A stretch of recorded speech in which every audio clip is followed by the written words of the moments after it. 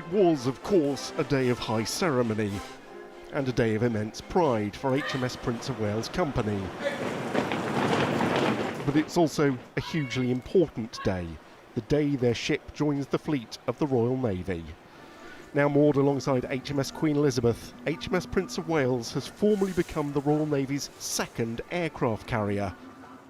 Just 2 years and 1 week ago, there were none in the fleet and hadn't been since 2011. And so there was a royal welcome for HMS Prince of Wales from the Prince himself and the Duchess of Cornwall. They both inspected the honour guard, taking moments to chat with some of those who serve on the ship.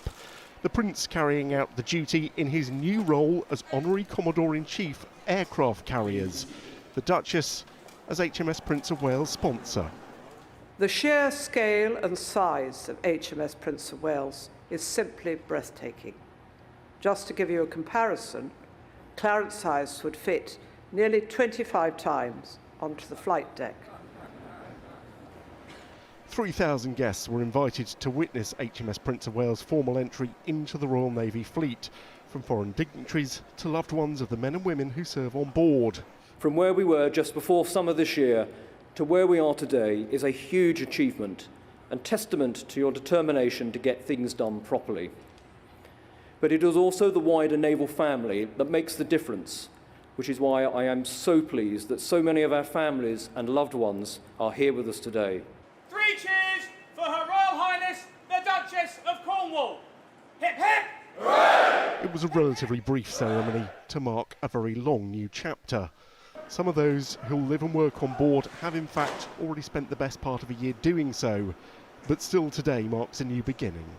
Now, having taken her through the sailing and the generation, I feel quite proud now that she's actually commissioned into the fleet, and I feel like I've actually, played a big part in actually doing that. It's an astonishing privilege, not only to be the ship's navigating officer, which is probably one of the best jobs in the Navy, I'm very, very lucky, but to be out there front and centre as the Guard Commander with such a crowd on such an occasion, couldn't ask for more.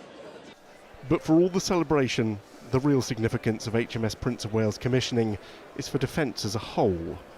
We want to, and indeed we've been told, to provide the country with 100% carrier coverage. In order to do that, you need the second hull. HMS Prince of Wales is in no way, in any way, inferior to HMS Queen Elizabeth. She has got an incredible future ahead of her over the next 50 years, fully contributing to the carrier strike capability of the country. When will she be operational though? When will she actually be serving? Well, this ship will now go through a trials period for the next few years, but 2023 she'll go on an initial operating capability deployment for full operational capability late 24, early 25. What's next for HMS Prince of Wales Company is some Christmas leave, then more sea trials and training over the next year. If you enjoyed watching this video, don't forget to like and subscribe to our channel.